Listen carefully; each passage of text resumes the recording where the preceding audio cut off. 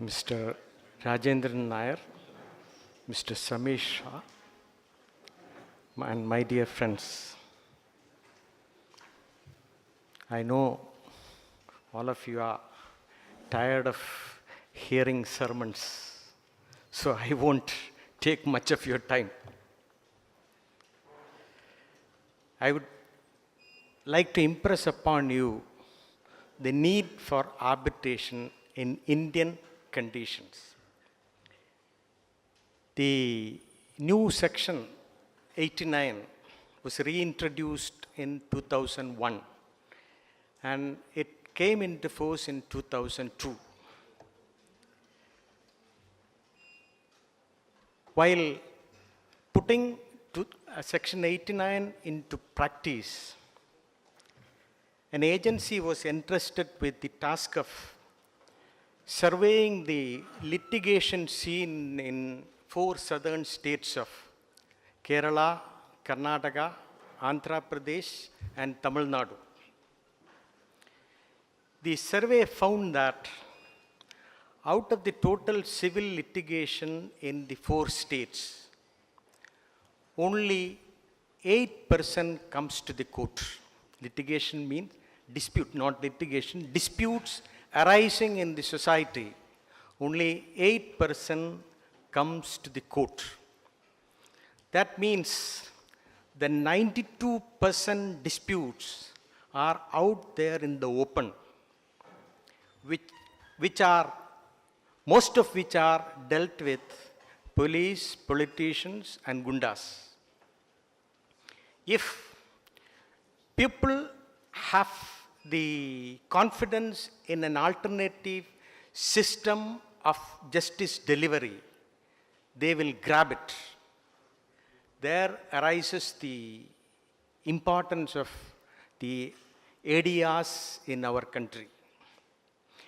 The courts are not in a position to deliver speedy justice, which we all know. I'll tell you a simple example. Former Justice Basant, he went to Australia for a law seminar.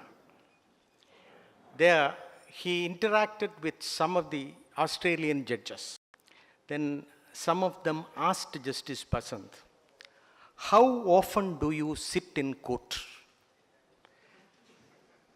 Basant was flabbergasted. He said, every day from 10:15 to 4:30. Then they were surprised.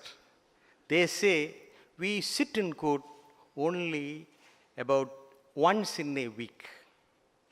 That is the situation in 4 foreign countries. We shouldn't equate it with our conditions.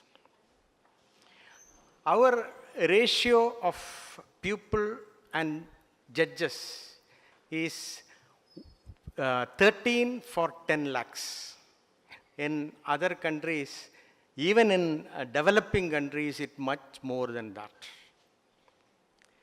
Therefore, in the present day condition, our courts are totally incapable of delivering justice to the common man. Therefore, an efficient ADR system is the need of the day. Of course, the Lok Adalat has its own importance in the ADR system, but according to me, the most important of the 5 ADR systems is arbitration and mediation. So it would be, as Professor Menon said, we should have a separate parallel arbitration and mediation systems and an exclusive bar for arbitration and mediation. As far as the arbitration process is concerned, I will refer to one point which I myself came across very recently in an arbitration. This relates to section 17. There was a dispute regarding a contract. The same parties had 4 contracts. The arbitration was in respect of one contract. There was a provision in their contract that if there is money in respect of the contract in other contracts between the same parties, the principal proprietor can withhold monies due to the contractor in the other contracts. So the contractor filed a petition under section 17 seeking an interim measure under section 17 prohibiting the other party from imposing that condition on them. The matter was heard. Most of the arguments were on the question of fact, and that is essentially on the merit of the case itself. I asked them, if I decide the question in the preliminary stage, how can I take a different view finally? Therefore, if you want me to decide these questions now, it will be prejudicial to both or either of you. Then they both agreed that the merits of the case need not be touched. That is as far as High Court is concerned, all you have to say is notice and interim stay. But in arbitrations, that won't do. You will have to give some reasons for the order you make. That is one point which you have to think about. Second is implementation of the order under section 17. It was referred to here. I think that if you have to go to the court to implement that order, then the section 17 will lose its relevance, because in the case I mentioned, suppose the claimant has to go to the court to implement it, then he will be nowhere. And his entire business, including the other 3 contracts, would crumble. Therefore, I would suggest that for implementation of section 17, the arbitrator should be given power to strike out the pleadings of the party who is not obeying that order. Then another aspect I want to mention is, I said that the arbitration and mediation are the need of the day.